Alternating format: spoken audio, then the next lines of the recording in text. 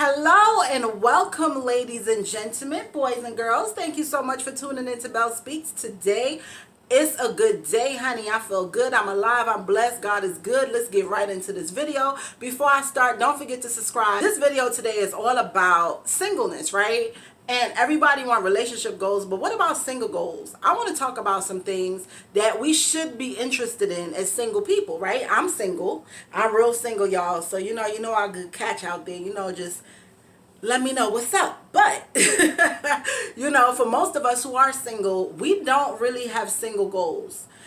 We don't really embrace singleness. And this video today is about embracing your singleness and trying to figure out, listen, I'm popping for real. Like, I'm in a lot of cases, single people are better off than people who are in relationships because they're a lot happier. They're not 100%. They may want a relationship and they may want to be with somebody, but single people are happy as fuck. Don't get it twisted because, you could do whatever you want, go wherever you want, whatever. So we're going to get into 8 things today that if you're single, it should be your single goals, right? So top 8 single goals. Let's get it.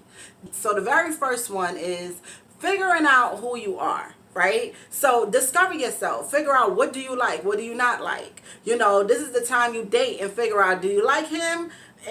Or do you like that one? What is it about men that you like? What is it about, if you like women, what is it about women that you like? But what do you want? What do you like? What do you want your life to look like? You have to really visualize those things to really understand what it is that you need and discover yourself. That's the only way you're gonna know. You gotta discover yourself, right? So that's the first one, self-discovery. Learn who you are, learn what works for you, learn what you like, and that's the only way you could know, what you like from what you don't like. It's real simple. Second one, enjoy your living space. If you are like me and you live alone, I wish you guys could see my house. Maybe I'll give you a tour one day, probably not, but maybe, but my house is super girly. It's all about me. In my last relationship, I actually lived with someone for a long time. And I had to consider their feelings, right? Because like now I have pink and roses and orchids everywhere. I can't do that in a house where I have to accommodate another person. So I had to be very conscious of him and things and the themes that he would like and make it cohesive for both of us to coexist in that one space, right? And that was cool, but that's when I was in a relationship, honey. Now I'm single. This is all about me. I have the ultimate girl pad, okay? It is pink. It is girly. It has flowers everywhere. It screams chick live here, okay? Ain't no man stuff over here. Ain't no man colors nowhere. This is all girly, all me, and I love it. So one of the things about being single is enjoy your space. Make your space exactly what you want it to be. Express yourself. It's a part of self-expression, right? You express yourself. You let, your space reflects who you are. Always remember that. Where you live reflects exactly who you are. So if you want, just make your space, whatever you want it to be, because in a relationship, it's not that easy. Number 3, it's a way to save money. So, in a relationship, we spend a lot more money when we're in a relationship than when we're single. Because when you're single, you're a lot more focused. You focus on whatever it is you're focused on, right? And when you're in a relationship, you got to spend extra money on certain things that you may not necessarily do. It may be dinner, it may be going out, it may be activities, whatever. But in a relationship, we tend to spend a lot more money than if we were single. So you save money. Make sure you save in your own bag when you're single. Have your own stash. Don't just be waiting on a man to Zorro in your life, or a woman for some of y'all to Zorro in your life and pay for everything. Not to say that you may or may not pay. None of my business. But what I would say is this. You have to make sure that you have your own stash. You have your own bag. Because when it's all said and done, honey, sister girl, you're going to need your own money. Okay, and again, I'm not excluding men, but this is a channel for women by a woman, and I'm gonna say whatever I feel like women need to hear. So that's what I'm saying, right? My opinion, not law. Number 4. Number 4 is all about chasing your dreams without considering someone else's feelings, whatever their needs are. All these stuff that come in relationships and stuff. Really chase whatever it is you want. It may be your career. This is your time where you could work long hours and nobody's saying to you, oh, well, you don't spend time with me. Or I want time, or I want to go out, or we don't do this enough, or we don't do that enough, or you're not giving me enough time and attention. Now this is your moment to really be all about you. And that's what singleness is all about. It's about self-discovery, learning you, doing what you want to do as a single person, and being a whole, full person. And part of that is even in your career, right? Or whatever it is that you might want to do. Just take the time to focus on you, whether it may be professionally or goal orientated. You may want to save some money, you may want to buy a house, you may want to pay some bills. You have all these outside distractions from being with somebody, so you can really zero in and focus in and get your goals accomplished, so without considering anyone's feelings. And that is a blessing, honey. That number 5, no drama. Okay?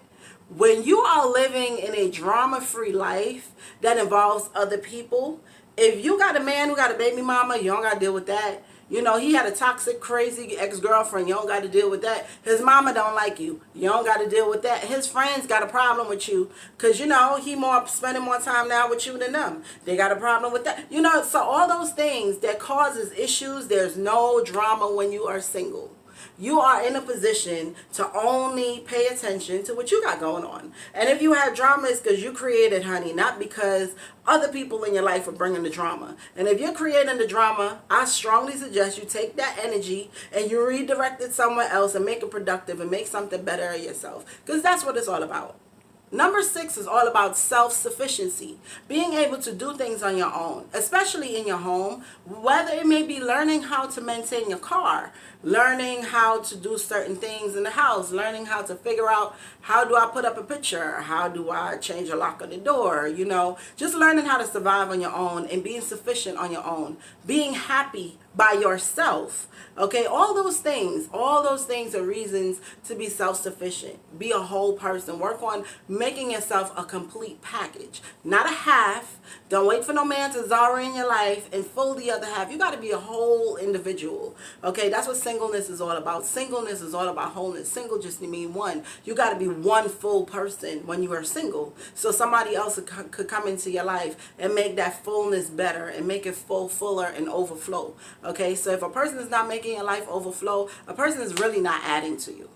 Okay, moving on to number 7, work on your personal self. And I know I talked about working on yourself before, but that was more in a professional setting, whereas this is about your character. Work on your character and your integrity level. Work on that. Work on becoming a better person, building better relationships, choosing better friends, cultivating better relationships, right? All those things are part of self-improvement. And in order to improve yourself, you have to really, really, really take a look at yourself before you look at anybody else and point the finger at us. Really have to look at ourselves and say, you know what, this is something that I really value. You are someone who I really value. This is something that I really want to do. This is somewhere I really want to be.